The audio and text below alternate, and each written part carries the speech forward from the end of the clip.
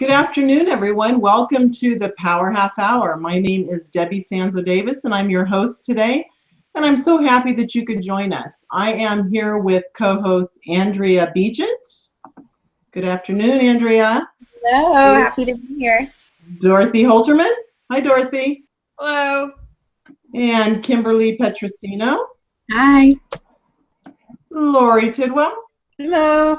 And our special guest today is Sue Brown. And I'm going to tell you a lot more about Sue in a minute. Sue's going to tell us, give us her expert advice on sugar, and you will definitely learn a lot. So we will be back with Sue in just a minute. And what we like to do is always start out with just a kind of a discussion about our topic for today.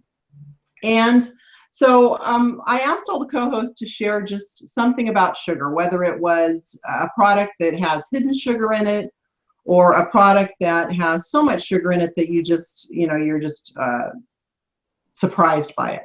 And I wasn't sure what I wanted to share, but yesterday I went through the grocery store that I don't spend a whole lot of time in. And they happened to have a Starbucks in there. And so I stopped at the Starbucks counter because an older gentleman was buying, quite an overweight gentleman, was buying two very large Frappuccinos.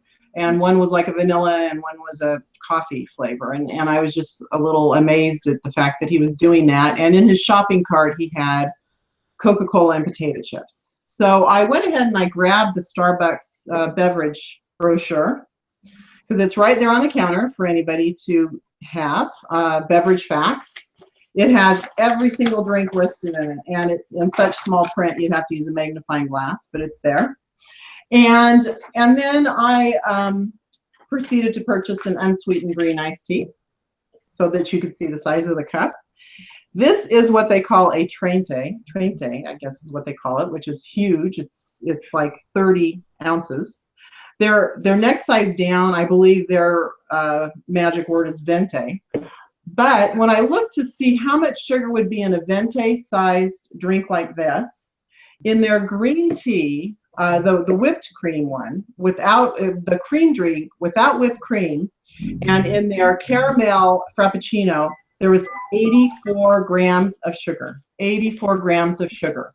And Lori, how many teaspoons did you tell me that translated into? 21. 21 teaspoons of sugar. Okay, so I'm going to end there because I think you kind of get my gist. But I want to go and talk to all the coaches about their take on what they discovered. Kimberly, how about you?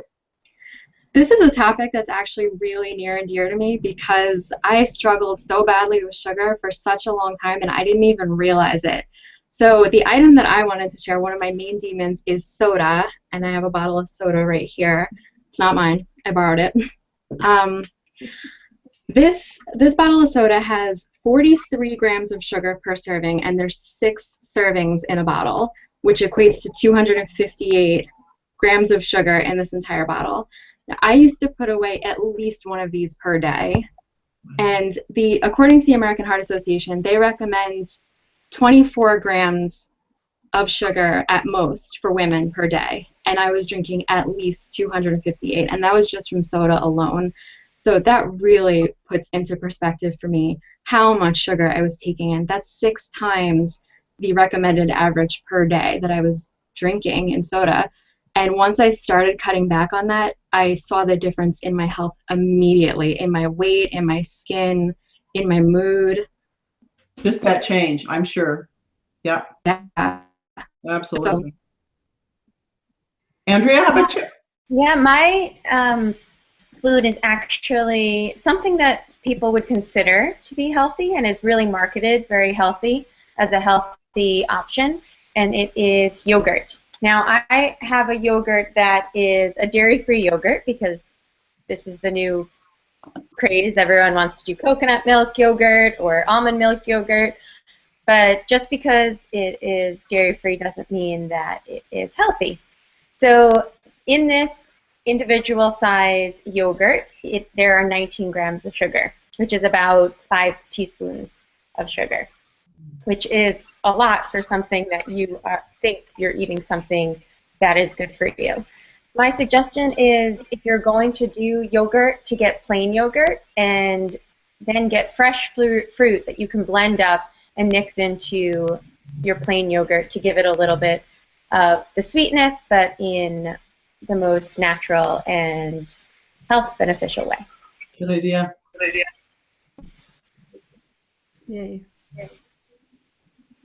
Dorothy. Anyone else?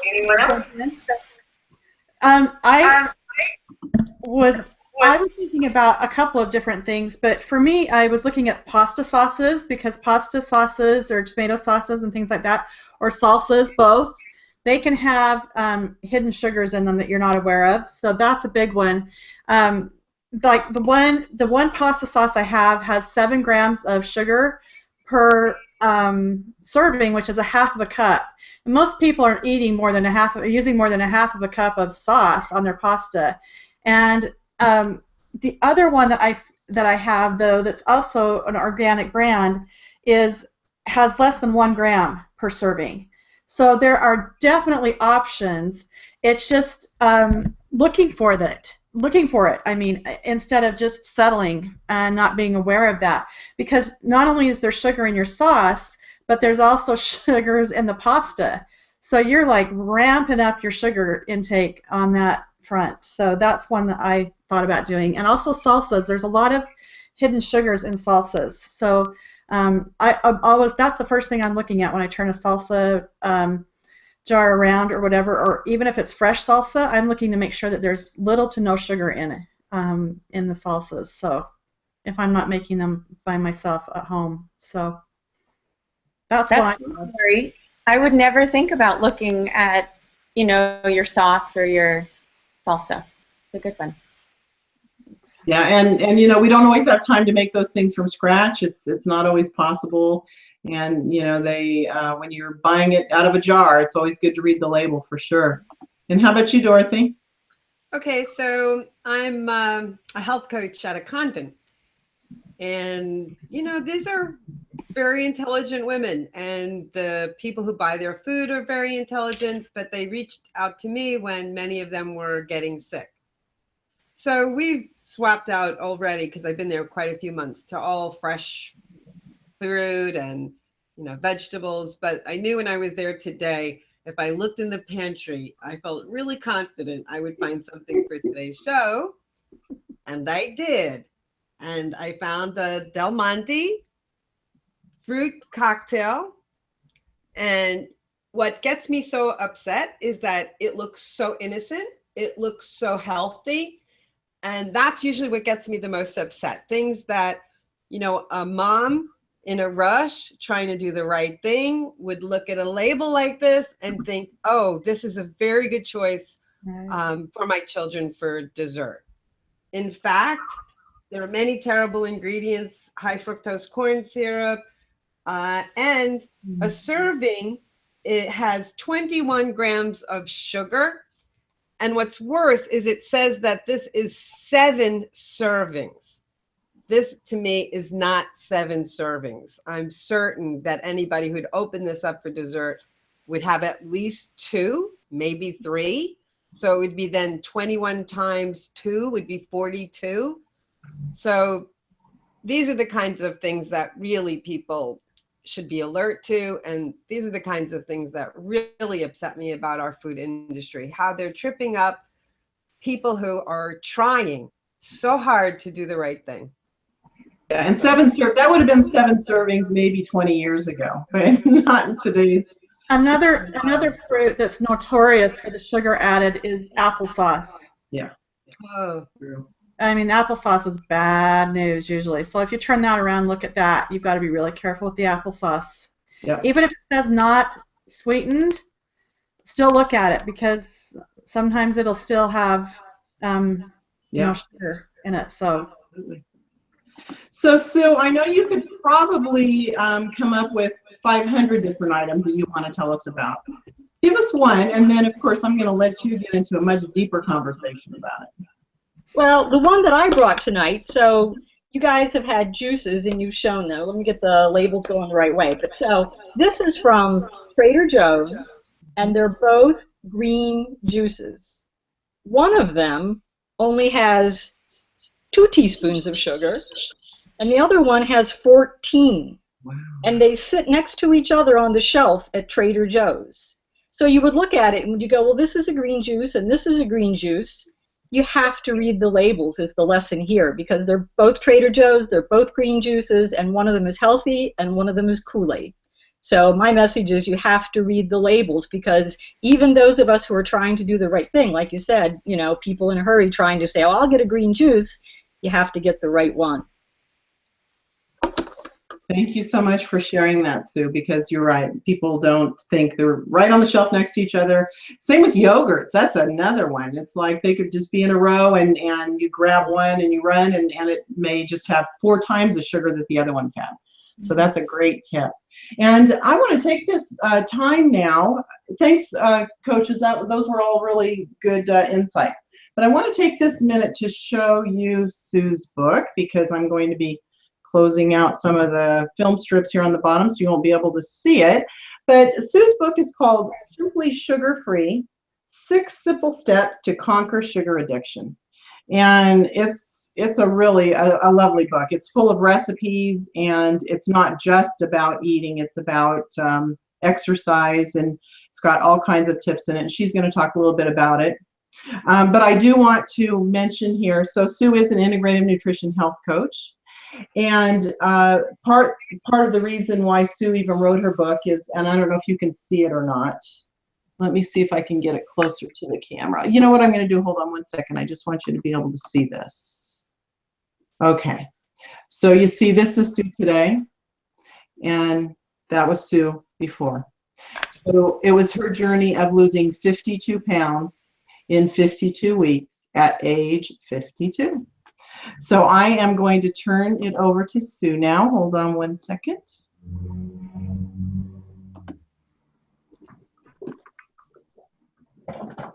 Sue, can you share a little bit about your story of sugar addiction and your journey? Sure. So actually I brought the life-size version of the old Sue to do a little flyby here, because none of you knew me then. So I keep her around. It's very humbling actually to see, and it's very sad. So I think probably my whole life I was one of those people that was prone to sugar addiction, and I didn't really know that until one day when I was 52. I was standing at a retirement party at work, and I had yo-yo dieted my whole life, and I knew that I resorted to eating sweets when I was stressed or tired or even happy. I would just eat sweets. And I just decided on that day I was just going to take every ounce of energy that I had, and I was going to figure it out.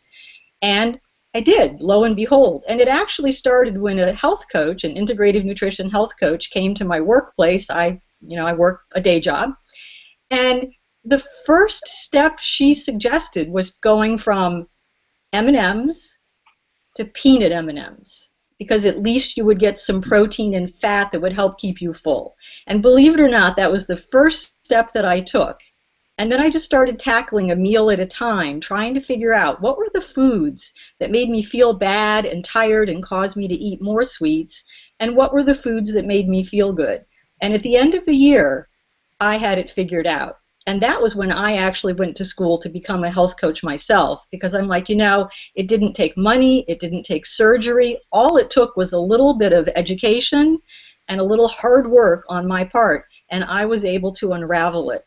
And I'm happy to be with you now, because believe it or not, I'll be 10 years sugar sober in December. And it is just so huge that after 52 years and then now 10 years not having sugar, that it's entirely possible. And that's the message I try to bring to people, is that if you take the right small steps, you can conquer a sugar addiction yourself. Well, congratulations, Sue. That is amazing. 10 years. Oh, goodness. And so you understand the struggle with sugar, and you speak from experience. So, how can someone tell if they have an actual sugar addiction? So sugar is a little bit like tobacco used to be, and alcohol, and all of these other addictive substances. And all of those are bad for some people. Well, they're bad for everybody. So that's why sugar is such a big brouhaha, is that everybody has too much. but there's a certain percentage of the population that is actually prone to become addicted to it. So if you give me a second, I'm going to turn into my nutrition nerd for a minute, because there's just a little bit of chemistry that if people understand, it will help them unravel their own story around sugar. So here comes just the quick chemistry lesson. And this is where I bring in my fake sugar molecules. So I bring in a red one representing fructose and a green smiley one representing glucose. So when we talk about sugar, like even the sugar in the frappuccinos and everything, when we think of sugar, we're thinking of the thing that has a molecule of glucose bound with a molecule of fructose, like table sugar, the things we sprinkle. They are bound together. So you've got always in table sugar, you've got a molecule of glucose and a molecule of fructose. Well, so why do I care, and why do I think you guys need to care? And it's because if you take glucose, for example, and I use a green ball, it's basically good for you. Like, you need a certain amount of glucose. It feeds your brain, your energy. You need it to run your body. You don't want too much, and you don't want the refined glucose, because that's what spikes your blood sugar. And every time you spike your blood sugar, you're telling your body to store fat. You really don't want to do that. Fructose is the other half, and it's the half that's sweet. So if I bring back glucose for a minute, glucose is really not very sweet. So it's like pasta is glucose, all of those other carbohydrates are glucose. But when you add the fructose, that's where the sweet comes in. So I was addicted to only the sweet part, and that's why I like people to try to understand the two parts, because not everybody is addicted to both, and it helps inform you with what you can have and what you can't have.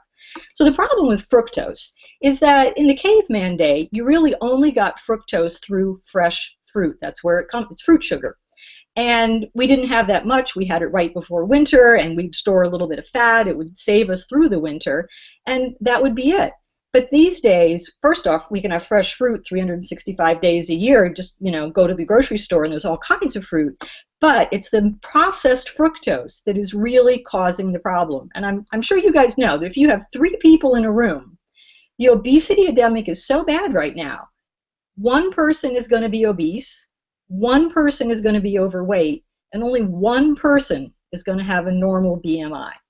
And a lot of that is driven by the processed fructose in everything. Like, did you hear recently McDonald's? They announced, we're taking high fructose corn syrup out of our hamburger buns. I was like, what? Who knew that there was high fructose corn syrup in your hamburger buns? And people become addicted to that. So fructose, the way the molecule is structured, it actually goes directly to your tongue, the sweet taste bud, and it just drops right in and goes straight to the reward center in your brain. Highly addictive. And the other problem is that your body doesn't know what to do with processed fructose. It goes into your system, but it's not metabolized like glucose. It goes directly, nonstop, to your liver. And what it does there is your liver stores a little bit, but what it doesn't need, it turns into fat in your liver. So you've heard of fatty liver disease. That's fructose. And then what it doesn't store in your liver, it stores around your liver and your other organs. So now you've got belly fat. And then if you still have some, it starts circulating as triglycerides or little droplets of fat in your blood. So people really need to understand that, because it helps you. You're going to have a list of the things that make you crazy, the things that make your brain turn into an addictive spin. And for some people it's going to be this, and for some people it's going to be this, and for some people it's going to be both. But that's the education I think people need to understand, because now that I know what I can't have, there's this whole world of food that I can have, and that's the beauty of the knowledge. And so people do their best to avoid these sweets, and there's still some things that people do eat in moderation. Fruit's a good example of that. I think a lot of people are confused. Should I eat fruit? Shouldn't I eat fruit? But there's so much fiber in it. You really, it's good, and there's low sugar fruit too. Can you share some products that maybe, what are some other foods that have, we talked about a few of them, but some other hidden sugar items? What would you? I think really you guys did such a great job. You stole the thunder out a lot of what I was talking about. What I really think I would like to focus on now is the fact that just because sugar is such a problem and prevalent and everywhere and can be addictive, not everything sweet is addictive. it's really this chemical thing. So, for example, and I have a sample here. A product that I like is these yogi teas. Now, not everyone, but if you look at the labels on yogi teas, some of them are sweetened with stevia. So stevia is an herb, it's grown in South America, and chemically it has nothing to do with glucose or fructose. It's a whole different thing.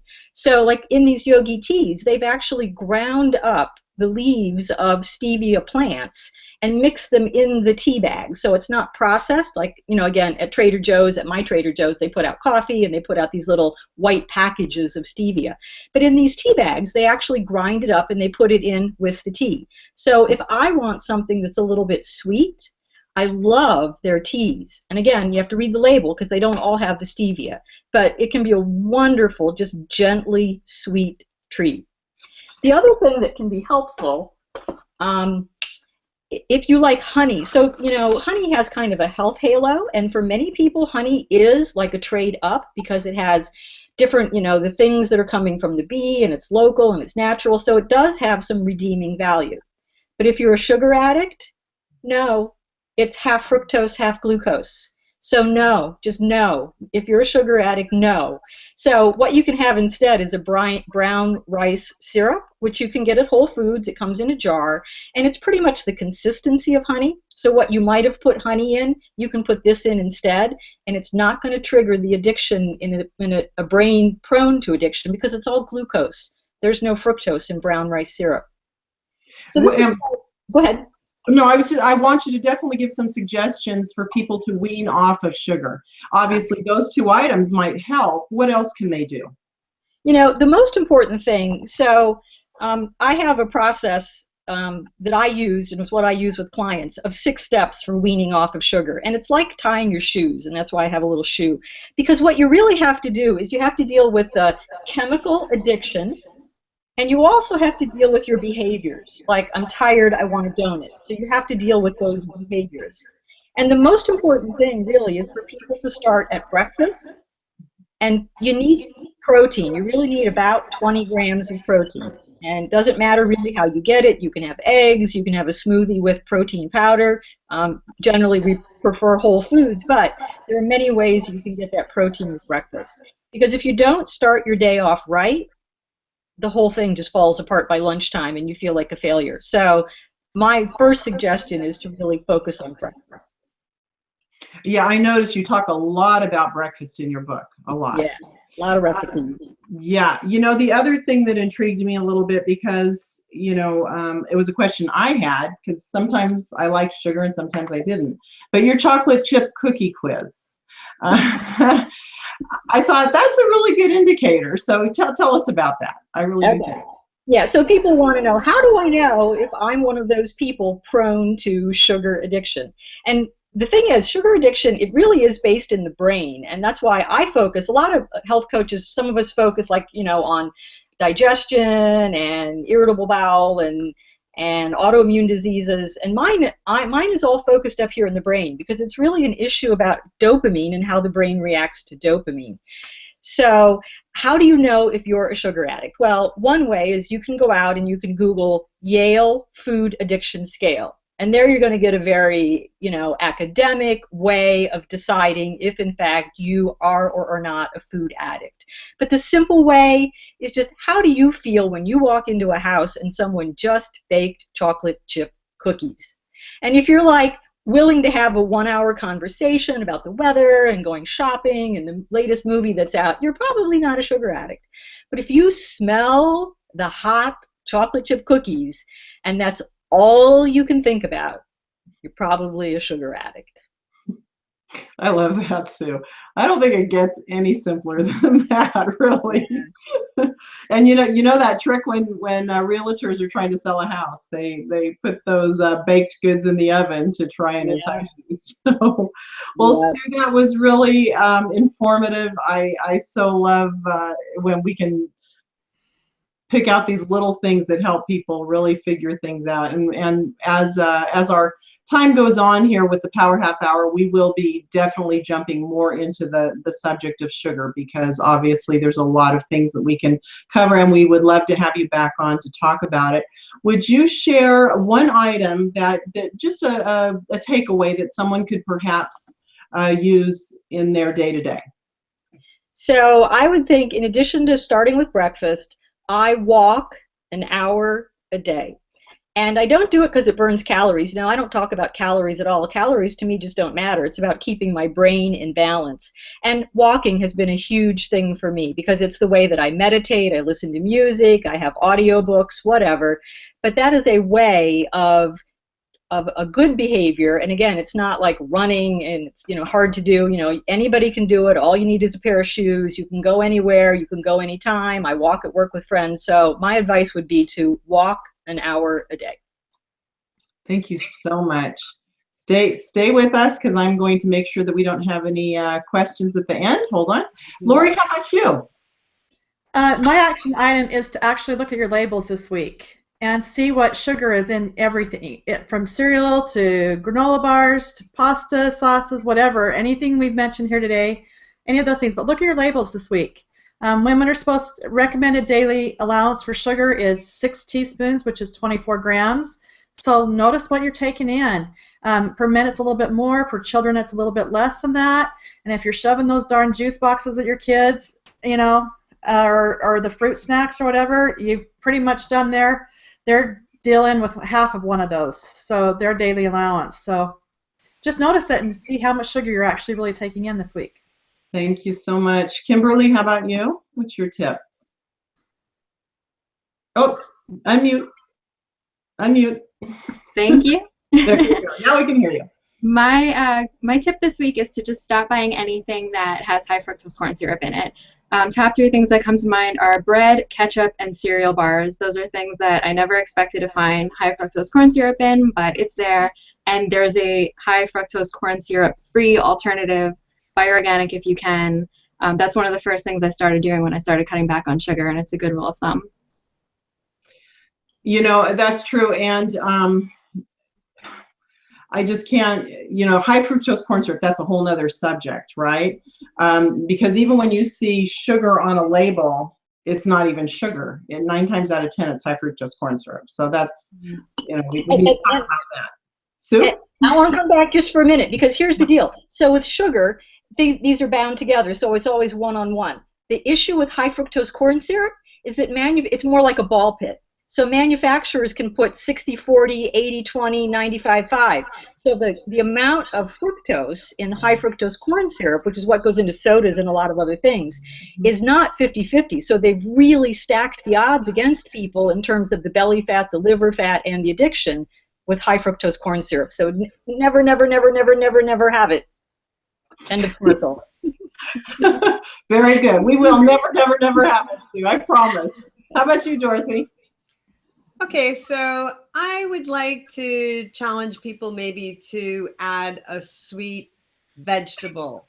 I find that when people start incorporating things like beets, carrots, winter squashes, sometimes suddenly it just takes the edge off of the craving for sugar, and instead you're getting a whole load of phytonutrients and health. So sometimes I find that that's really, really helpful, and it's also really delicious. Perfect. I will do that for sure. How about you, Andrea? I want to encourage people to try to include fruit in their diet more, and kind of just swap out when they normally would have sweets, maybe at after dinner. That's when a lot of people crave sweets, to have some fresh fruit and focus on what you can have versus what you can't have. And I think you'll find success there. Thank you. And fall is coming. It's going to be here next week, and I love the fall fruits and winter, type fruits, because I don't know, I feel that they have more fiber in them. I feel that summer fruits are like way too sweet and sugary for me. I don't know, that's just my opinion, but I might be wrong. I have this gorgeous persimmon tree in my backyard, and I feel like it's full of fiber. I don't know, it's really good. So I want to thank all of you for being with us today. It's been an absolute pleasure, and we thank you for joining us on the Power Half Hour, and we hope that you join us again next week. Now, once we finish with our shows, we do have them on our YouTube channel. You are always more than welcome to watch them on YouTube, but not only that, you can also comment there and comment on our public Facebook page. All of the coaches that you see here are part of the New Self-Health Movement, and we are monitoring all of those pages, and we'd be happy to interact with you and share whatever knowledge we have with you. That's what we're driven to do. So thank you so much for joining us. And I am going to stop our broadcast now. Andrea, if you could find out if there's any questions. We've got a few minutes, Sue, now. If I've got everyone back on the screen. And if there's any questions for the coaches for Sue, that would be great. I'm going to put Sue back on the big screen. We have a few questions, Sue. Okay. So, Connie asks, why do they put sugar in sauce and salsa and foods like that? So one of the reasons, well, so a lot of people, if you make a tomato sauce and you don't put any sugar in it, people like it just with a little bit of sugar. But I actually believe that big business wants us to buy more and more of their products, and I think they keep adding more and more of the sweeteners because we keep buying more and more of their products. Now, in the bread products like the McDonald's hamburger buns, what they found is that high fructose corn syrup, in addition to making things sweet, they make them last longer. So the reason it's in things like hamburger buns doesn't have anything to do with its sweetness, but it has to do with the shelf life of the product. So high fructose corn syrup is just a fraction of the cost of sugar, and if they put it in, it makes their product last so much longer. Can I put 2 cents worth in on this one? Mm-hmm. They do it too. People need to understand that the companies spend hundreds of millions of dollars on their products before they come out on taste tests and what it does to the brain and everything else. And so they are designed to be addictive. Yeah. So that's one of the reasons why they put that in there, is because there's an addiction factor. They want you to do that. I mean, hundreds of millions of dollars, literally, before they put a product out on the shelf. Yeah. Isn't that called the bliss point? Yep. Another question, Sue, we have is that wheat is said to be 14 times more than sugar. Is that right? They would like to know. So can you repeat the question? It broke up a bit. Wheat is said to be 14 times, I guess, have 14 times more sugar than sugar, which I'm assuming is like cane sugar or table sugar. Right. And they're curious if that is right. So there's a lot of different math floating around, but one fact that I know and repeat often is that if you take a bagel, because I'm often doing corporate workshops, and a bagel is all glucose, that's my green ball, but it's equal to 14 servings of sugar in a bagel, and most people don't think of it that way. So it depends on how you do the math, but yes, so pasta is really all glucose and there's no fiber in it. So that's the problem, is that it's worse than like a vegetable, because a vegetable does have the fiber and the nutrients and the water. You get full, you don't eat too much. I know people who can eat like bowls of pasta at a time, and it's just going to like wreck their blood sugar and be addictive, and it's just like, don't do it. Do you think if someone does a whole wheat pasta or a whole grain pasta or a brown rice pasta instead of a white pasta, that's a better option? Yes, that's why people need to experiment, because some people don't like whole wheat pasta, but there are many other kinds, and I do understand that brown rice pasta is a nice break. Personally, when my family's having spaghetti, I put it over green beans. Works for me. Or zucchini noodles. Yeah, zucchini noodles would be great, or spaghetti squash. Mm-hmm. There are a lot of alternatives. Spaghetti squash, that's an excellent one. Yes. Yeah. Love that one. Sue, we have another question about people often substitute sugary drinks with artificial sweeteners. What do you think about that? And is that a healthier route to take? So I'm a little bit liberal with my sugar addicts who are trying to come clean, and I think it's almost like being on drugs, is that you may have to pass on your way from being like completely sugar addicted to being clean. You may pass through some sugar substitutes. They may help you get over the actual addiction, you know, the chemical addiction of the sugar. So there may be a role that they play. But the goal is not to get stuck there. The goal is to keep taking them out. And a way that people can do that is, let's say you have 1 packet of whatever in your coffee. Well, next week have half a packet. And the week after that, have 1/4 of a packet. And slowly but surely wean yourself off of the artificial sweeteners. Because none of them are good. They're really not. So you don't want to get stuck there. But they may serve a purpose in the weaning process. Perfect. Thank you. Any more questions, Andrea? Those are all of our questions for tonight. And coaches, do you have any questions for Sue? We still have a few minutes. If I have a question. Dorothy? In one of our episodes, xylitol came up, and I'm just wondering if you could shed some light on it for us, because none of us had a definitive answer. So I had brought my xylitol tonight as an example of a sweetener that sugar addicts can have, because again, it's technically a sugar alcohol, so we're not talking glucose or fructose, we're talking chemically something entirely different. People get scared. I mean, I would certainly name it something other than xylitol because it sounds a little bit like dramatic and draconian. It comes from a birch tree. So, you know, again, it's processed. Is it ideal? I don't know, but I do know that if you're a sugar addict, you can use xylitol 1-for-1 as a replacement for sugar. So you could take a spoonful and put it in your coffee or tea, or you could bake with it. So, again, you know, I'm all about gradually weaning yourself off to a place that's pretty clean. And if something like this is going to help you, then I think there's more good than bad, as long as you're not using it as a crutch for trying to go the whole way. Because what really happens is eventually your taste buds will change. And as you get off of the sugar and the sugar substitutes, then you love the fresh fruits and the winter vegetables. You love those things. And as long as your tongue is tasting some of these things, it's not quite the same. So I think it's useful, but the goal is really to move just to natural things.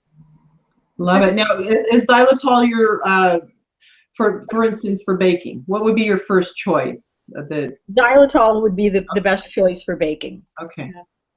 That's what I found too. One of the things to really watch out for, though, in this sugar industry is the agave nectar. The agave nectar can oftentimes be up to 90% corn syrup. Wow. Really? Corn syrup. Yeah. And it's very high in fructose. It's very addictive. It's a bugger of a deal. So I would just avoid it at this point. It's just one of those really nasty things we've been sold a bill of goods with. So. Are there any other sweeteners that we think are good substitutes and are not? That's a perfect example, Lori. I didn't know that. So from the addiction point of view, the other one that I find I have to argue sometimes with other health coaches is maple syrup. So again, maple syrup, if you don't have an addiction issue, maple syrup is probably pretty good. And again, there are reasons, you know, it's natural and it comes with different like vitamins and enzymes and all those things. But if you're addicted, no, it's still sugar. Coconut sugar, sugar. Sugar. So if you're dealing with someone who really has the addicted kind of brain, you got to go to the brain chemistry. Don't let people fool you. In fact, I was helping another coach out who was doing like a sugar-free 40-day thing, and she posted this recipe for this flourless raw chocolate almond brownie thing. But oh my God, it had a bazillion dates in it. So again, a few dates are a good thing, but a bazillion are not. And it had coconut sugar. And they were like, oh yeah, coconut sugar. No, no. I have another question. Yeah, go ahead. I'm curious about the stevia. Do you think there's any benefit to having it liquid or powdered? Any difference? So, personally, I don't like stevia. I think it has an aftertaste that I don't really care for. So I just haven't ever really used it. Some people say it's just, when you have it in the little packages, it's just like another processed thing. And that's why tea bags, I like it, because it's really ground up herbs. It's not processed. I don't know. When I go to Whole Foods, I mean, there's the shelf for stevia. There's like, 87 things. You can get it with hazelnut. You can get it with vanilla. And I'm afraid that's just, watch the money is what I say on all of that. I'm just afraid that's another industry that's kind of playing off of us. Not sure. You want to be careful with the stevia, too, with the stevia packets. You want, when you pour it out, you want it to be green. When it's white, then it has been highly processed. So it's harder to find the green. I've never seen the green. It exists. I don't know a brand off the top of my head, but it's a better. I actually came across stevia like dried in bags, and you could actually see the plant. An acupuncturist that I work with found it, so I thought that might be something I wanted to explore more for people. Yes, I would highly endorse that. Okay. So Sue, I'll have 3 dried apricots or 3 dates or something to satisfy my sweet craving. Do you not suggest eating dried fruit? So again, if you're prone to sugar addiction, dried fruit is just awful, really. It's like Mother Nature's M&Ms. It's just nothing but sugar. So for me, I can't have it. Now, if I'm having a great big salad, like if I go to Panera or someplace and they've got a few craisins in it, I can have just a few, but I can't keep them in my house because I'll just eat them all. And if I have a trail mix, for example, I can't have fresh fruit in it because I'll just sit there and pick out the fresh fruit. That's what my brain wants. So no fresh fruit for me. I love that you've really gotten to know your body so well, Sue, and what you can handle and can't handle. And I do think that that's something that everyone can really become more in tune with is, just listen to their bodies and what works and what doesn't. Yeah, as we all know, your body wants to be well. And if you give it half a chance, it'll do that. But you got to give it the time and the space to figure this out. I have fresh fruit, at home all the time because that is something I can have. So I can have an apple, I can have some grapes. It works for me. Do you go for the more higher fiber fruit, or are you okay with pretty much any fruit? I like big rules that I don't have to spend a lot of time arguing with myself or figuring out, is this okay, or is this, because I know some people think pineapple's too high in sugar or watermelons. It's just like, no. If it's fresh fruit, I can have it. I haven't found any fresh fruit that gives me any kind of a problem. Sounds good to me. So I like that one for sure. Yeah, your body actually processes fruit differently, and it recognizes fruit as good for you. And there's so many antioxidants, and like you said, Debbi, fiber and things like that are involved with fruit that we've got this fruit fear thing going on that's crazy. Yeah. And when it comes, someone's asking about bananas. So the problem with bananas is there's not much water in a banana. So it's not one of the best choices, but that's not even just from a sugar point of view. It's just that you're better off having something that's got more water and more fiber than a banana. I agree. I have problems with bananas, and I've taken people off of bananas to really profound good health, especially because they're used so often in smoothies because they like the texture, and then they'll tell me what's in their smoothies, and there's like 2 whole bananas, and they're wondering why they feel awful after their smoothie. Right. Now let me ask you, how about a greener banana? You know how when you first get them, they're still a little bit greener and they don't have that heavy sugar taste. Any difference there? I know the paleo people all want green-tipped bananas. Okay. They make me barf. I don't know. I just who wants a sour banana? There's actually studies that have shown that the brown speckle bananas, when they start to go a little bit brown speckly, that's when you eat them.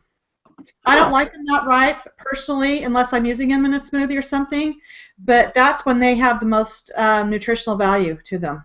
They have some anti-cancer. Yeah.